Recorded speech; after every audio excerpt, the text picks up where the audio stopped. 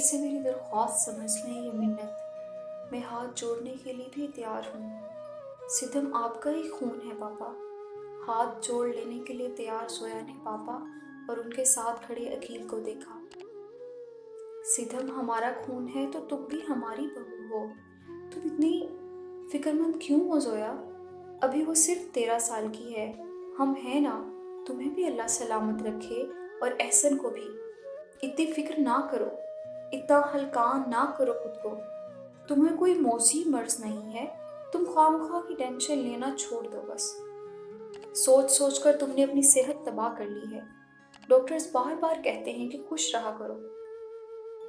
नाकदरी से बढ़कर कौन सा मर्ज मुहलिक होगा। बस आप मुझे मुतमईन कर दें। 13 से 18 और 18 से 20-22 का होने में कितना वक्त लगेगा पापा? मेरी एक ही बेटी है। आपसे कैसे कहूँ कि इसकी कितनी फिक्र है। इसके अकेले रह जाने के ख्याल का दर्द बेजान लेवा है। इस दर्द की दवा मुझे करने दें, मुझे दिली सुकून दे दें। अकील ने दादा की तरफ देखा। मुझे कोई एतराज नहीं। अकील फौरन बोले। वो एहसन से छोटे थे और मिजाज में भी इनसे बहुत मुख्तलिफ थे। वो हालात से समझौता कर लेते थे, इसीलिए एहसन की मंगेतर नरगिस से भी शादी कर ली थी। मेरे 3 बेटे हैं, जिसके लिए चाहे हाँ कर दें भाभी। जाकिर रजा ने कुछ देर तक सोचा। जमान और शर्जील तो काफी बड़े हैं सितम से। हादी ठीक है। नरगिस मुझे पसंद नहीं करती, लेकिन सितम एहसन का खून है। पापा आप इस बात का ख्याल रखिएगा, वो एहसन की बेटी है।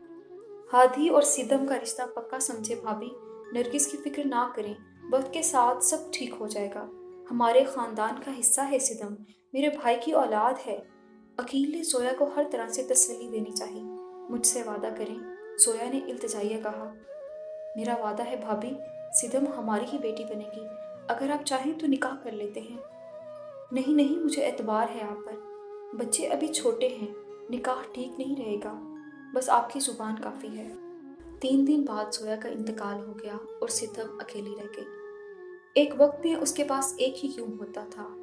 माँ थी तो हादी नहीं था, हादी मिला तो माँ नहीं रही। और अब हादी वो भी अपनी चीज़ों का ख्याल रखते हैं, उनसे प्यार करते हैं। रिश्तों का एहतराम करना।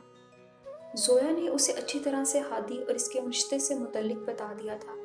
वो हादी से जोया की तरह ही मोहब्बत करने लगी। उसने जोया वाली गलती नहीं दोहराई थी। ना उसने किसी और की तरफ देखा था, ना किसी और के बारे में सोचा था। हादी के साथ उसे अपने रिश्ते का पूरा पूरा एहसास था। हादी को मेरी इमानत समझ लो सितम, खयानत न करना कभी, जैसे मैंने अपनी माँ से की थी। इसके अलावा किसी और की तरफ ना देखना। उसने इमारत में खयानत की, ना किसी और की तरफ देखा। एक हादी, सिर्फ एक हादी। तुम्हारी इस घर में हैसियत इतनी ही है कि तुम एहसन की बेटी हो, और तुम इतनी ही बेवकूफ़ हो जाती हो क्योंकि तुम्हारी माँ जोया है। हादी से शादी हो जाए तो तुम मोतबर हो जाओगी, खानदान के साथ जुड़कर रहोगी तो ठीक रहोगी, वरना जोया की तरह अकेली अस्पताल में बिस्तर पर पड़ी मौत की आम की चाप सुनोगी। वो खानदान की हैसियत को अच्छी तरह से समझ गई थी। उसका खानदान हादी था, उसकी जिंदगी, उसकी माँ की पसंद और उसका होने वाला शोहर। वो उससे मोहब्बत में हदें पार न कर देती तो क्या करती? वो उसके नाम के साथ सांस न लेती तो मर न जाती।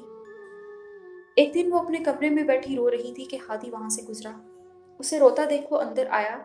वो जोया की वफात के 8 माह बाद का वक्त था।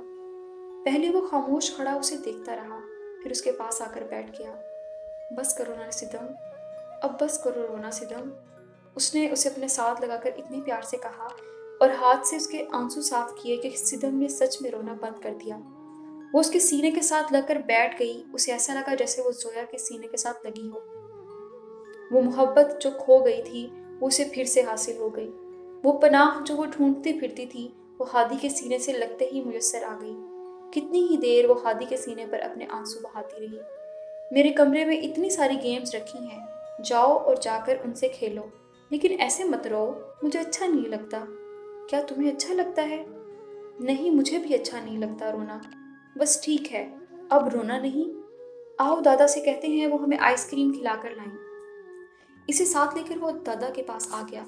वो तीनों मिलकर आइसक्रीम खाने लगे और जोया को याद करके वो दोबारा रोई जरूर, मगर अकेले रह जाने के शदीद गम से नहीं। وہ اپنے آنسو صاف کر لیتی تھی کیونکہ ہادی کو اچھا نہیں لگتا تھا، اور جو ہادی کو اچھا نہیں لگتا وہ اسے بھی اچھا نہیں لگتا تھا۔ وہ نہیں چاہتی کہ ہادی کو یہ لگے وہ اس کی بات نہیں مانتی، وہ ہادی کی ہر بات ماننا چاہتی تھی۔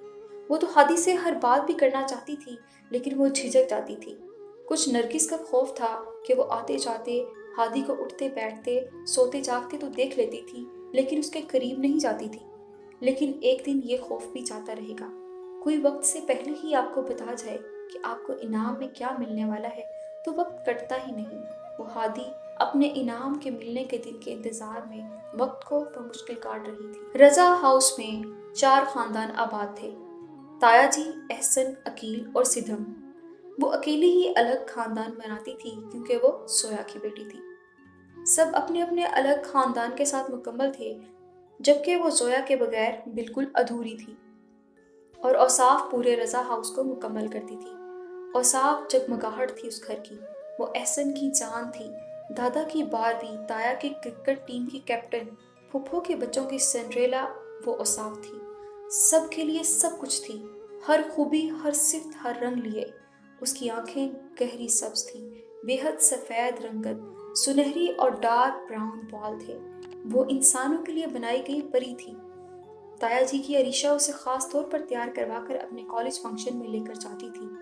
پھپھو کے بڑے بیٹے فرید نے اس کا پورٹ فولیو بنوایا اور ایڈ کمپنیز میں کڈز ماڈلنگ کے لیے بھیج دیا، اور پھر اوصاف نے ملک اور بیرون ملک کے کئی نامور برانڈز کے اشتہارات میں کام کیا۔ وہ ایک ایمبیسیڈر کڈ بن گئی تھی۔ جب وہ لوگ گھومنے کے لیے جاتے تو لوگ روک روک کر اس کی تصویریں بناتے تھے۔ اس کے لیے ساری تعریفیں کم تھیں، اس پر ساری تعریفیں ختم تھیں۔ وہ اس گھر میں موجود ہر شخص سے زیادہ خوبصورت تھی، وہ بے انتہا خوبصورت تھی۔ اوصاف باربی ڈال، ماڈل کٹ، فیمس سنڈریلا، اتنا سب کچھ، اور پھر ہادی بھی۔ وہ سب کا سب کچھ لے لیتی، اس کا صرف ایک ہادی چھوڑ دیتی۔ پاپا کی ساری محبت اس کے پاس تھی، اس کی محبت چھوڑ دیتی۔ سب لڑکیاں لاہور کالج گئیں، سدھم بھی وہیں گئی، مگر اوصاف کو لمس آنا تھا۔ کیوں؟ کیونکہ وہاں ہادی تھا۔ دادا اسے وہاں بھیجنا نہیں چاہتے تھے، انہیں وہاں کا ماحول پسند نہیں تھا، مگر ہادی کو جانا تھا تو اوصاف کو بھی جانا تھا۔ وہ ہر اس جگہ موجود ہوتی جہاں ہادی موجود ہوتا۔ خاندان بھر میں ان کی دوستی مشہور تھی۔ ان دونوں کی دوستی نہ جانے کب شروع ہوئی، تب جب ہادی اسے بیبی کار میں بٹھا کر لان کی سیر کرواتا یا اس کے ساتھ کرکٹ اور والی بال کھیلتا۔ شاید تب جب وہ اسے بائی سائیکل چلانا سکھاتا، اور تب جب دونوں دادا کی کار چپکے سے ان سے پوچھے بغیر لے جانے لگے۔ اسی وقت سے دونوں سب ساتھ ساتھ کرنے لگے، وہ ساتھ ساتھ رہتے، ساتھ ہی ہو گئے۔ کالج جانے سے پہلے ان دونوں میں پہلی بار لڑائی ہوئی تھی۔ لڑائی کی وجہ وہ لڑکیاں تھیں جو ہادی سے فری ہونے کی کوشش کر رہی تھیں۔ یہ وہ لڑکیاں تھیں جو ہادی کے میوزک بینڈ کے تیسرے کنسرٹ میں آئی تھیں۔ لڑائی کی اس وجہ نے سدھم کو پریشان نہیں کیا تھا، وہ صرف اتنا جانتی تھی کہ ہادی کسی کے ساتھ بھی رہے وہ اسی کا ہے۔ کیوں ہے اس کا؟ کیونکہ عقیل انکل اسے دے چکے ہیں۔ ان دونوں کی منگنی ہو چکی ہے، جلد ہی ان کی شادی ہو جائے گی، اور وہ اسے ہر دعا میں مانگتی ہے۔ اسے ضرورت نہیں تھی کہ وہ ہر وقت ہادی کا پہرا دیتی رہے، اتنا ضرور تھا کہ وہ اسے دیکھنے، اس سے بات کرنے کے موقع تلاشتی رہتی تھی، اس کے اوقات کار سے اپنا دن گزارتی تھی۔ 2 بجے کالج سے آنے کے بعد وہ بمشکل 10-15 منٹ اپنے کمرے میں رہتا، پھر وہ گھر میں ہی اپنے بنائے اسٹوڈیو میں چلا جاتا جہاں وہ شام تک رہتا، پھر وہ اپنے دوستوں کے ساتھ نکل جاتا اور رات گئے ہی واپس آتا۔ اس کے کمرے میں جانے، کمرے سے باہر آنے، گھر آنے اور گھر سے جانے تک کا ہی وقت اور موقع ہوتا جب وہ اسے دیکھ سکتی تھی۔ رات 12، 1، 2، 3 جب تک وہ واپس نہیں آ جاتا، وہ اپنے کمرے کے ٹیرس میں ہی ٹہل ٹہل کر اس کا انتظار کرتی رہتی تھی۔ اس کے پاس اور کرنے کے لیے تھا ہی کیا، کالج اور گھر یا دادا کی لائبریری۔ اچھے لوگ اس کی زندگی سے کم ہو گئے تھے۔ زویا کے جانے کے ٹھیک 2 سال بعد دادی کا بھی انتقال ہو گیا، جو اس کا زویا کی طرح ہی خیال رکھتی تھی۔ ان کے جانے سے وہ اور تنہا ہو گئی۔ گھر میں ایک وہی سب سے زیادہ دکھائی دیتی تھی، سب سے زیادہ فارغ رہتی تھی۔ اس کے پاس پڑھنے کے علاوہ کوئی مصروفیت نہیں تھی۔ گھر میں صرف ایک نرگس تھی جو کبھی بھی کسی موقع پر بھی اسے مخاطب نہیں کرتی تھی۔ وقت گزر گیا تھا مگر ان کا رویہ نہیں بدلا تھا۔ نورین صرف ضرورت کے وقت بات کر لیا کرتی تھی، وہ بھی دادا اور پاپا کو دکھانے کے لیے۔ ان دونوں کے علاوہ گھر میں اور کوئی اس کے ساتھ امتیازی سلوک نہیں کرتا تھا۔ ہادی اسے بھی اپنے ساتھ کنسرٹ پر لے جاتا औसाफ ज़बरदस्ती उसे आउटिंग के लिए ले जाती थी। दूसरे कज़न्स भी उससे काफ़ी फ्रेंडली थे, उसे अपने साथ साथ रखने की कोशिश करते थे। वो जानती थी कि उसमें ऐसा कुछ नहीं है कि उसे ख़ास अहमियत दी जाती। वो औसाफ की तरह खूबसूरत नहीं थी, मगर अरीशा और अमसाल की तरह प्यारी थी।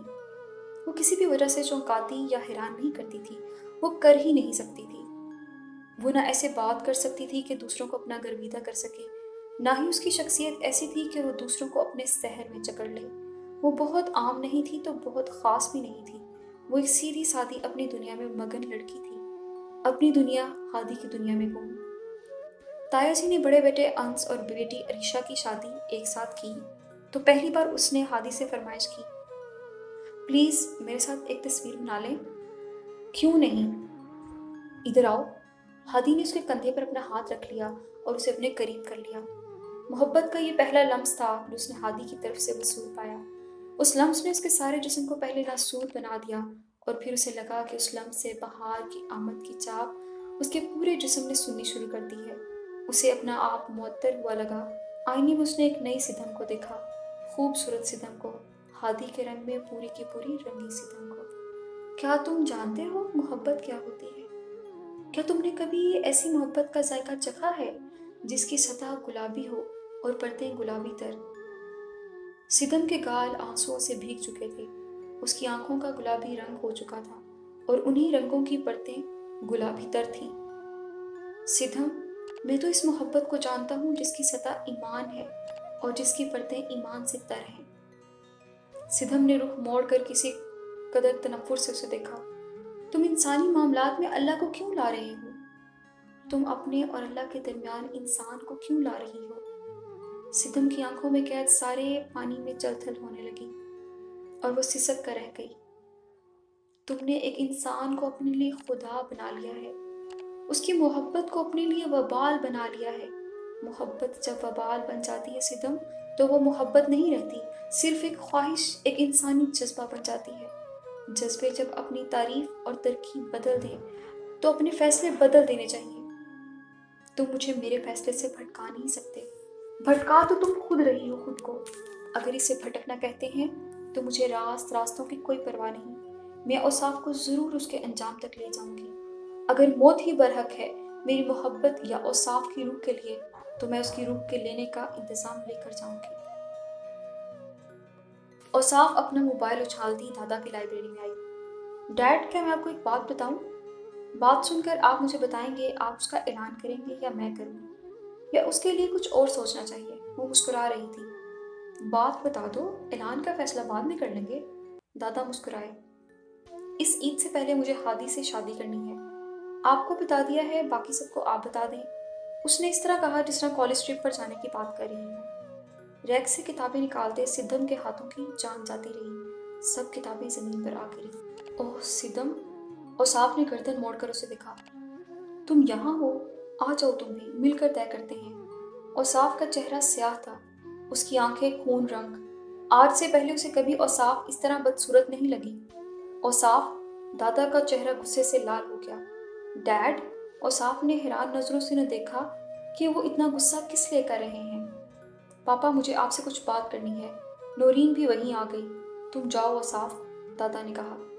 मैं चली जाती हूँ, लेकिन मुझे ये क्यों लग रहा है जैसे आपको मेरी बात बहुत बुरी लगी है। तुम जाओ नौरीन, उसे यहाँ से जाने के लिए कह दो। दादा के लहजे की सख्ती बढ़ने लगी। औसाफ हैरत से दादा को देखने लगी। लेकिन डैड, वो... जाओ यहाँ से। सुना नहीं तुम्हारे दादा क्या कह रहे हैं? नौरीन ने झंझलाकर कहा। ना चाहते हुए भी औसाफ वहां से चली गई। सितम को भी जाना पड़ा, लेकिन पीछे से जाकर वो लॉन की खिड़की के साथ कान लगाकर खड़ी हो गई। पापा, जस्टिस इम्तियाज के बेटे का प्रपोजल आया है। औसाफ इनकार कर रही है। तुम उन्हें हाँ कह दो, दादा फौरन बोले। मैं उन्हें फौरन हाँ कह देती, मगर औसाफ कह रही है हादी। ये हादी का नाम भी नहीं ले सकती। हादी मैं जोया को दे चुका हूँ, सिदम के साथ उसका रिश्ता तय है। हैरत की ज्यादती से कितनी ही देर तक नौरीन से कुछ बोला ही नहीं गया। ठीक है, जोया की बेटी को इस घर में सब कुछ मिला, इतना कुछ मिल जाएगा उसे मालूम नहीं था। कहाँ सिदम, कहाँ हादी? चिढ़कर वो तंज कर ही गई। अपनी बेटी सिदम के लिए कह रही हो नौरीन? दादा भी तंजिया बोले। वो जोया की बेटी है। वो और बुरा मान गई। ऐसे जैसे मरने वाली जोया ने मर कर भी उन्हें एक तमाचा दे मारा हो। उनकी बेटी ओसाफ का इंतखाब हादी, जोया की बेटी सिद्धम के लिए पहले से ही तय किया जा चुका था। कहाँ ओसाफ की पसंद और कहाँ सिद्धम का नसीब, वो बल खा कर रह गई। एहसन की बेटी है जोया, तुम माँ हो इसकी, सौतेली ही सही। फिर एहसन जाने और आप जाने, वो इतना ही कह सकी और चली गई।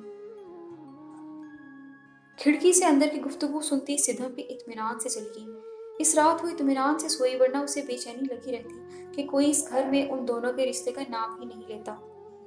अब दादा ने लिया तो नौरीन की जुबान से सबको मालूम हो जाएगा, और ऐसा ही हुआ। नरगिस को मालूम हो गया और वो पहली बार इसके कमरे में आई। खून का असर भी कभी मरा है। जोया मर गई तो क्या हुआ, सब सिखा गई है वो तुम्हें। सिद्धम को बहुत दुख हुआ उनके अंदाज पर। मरे हुए लोगों को कोई ऐसे याद करता है।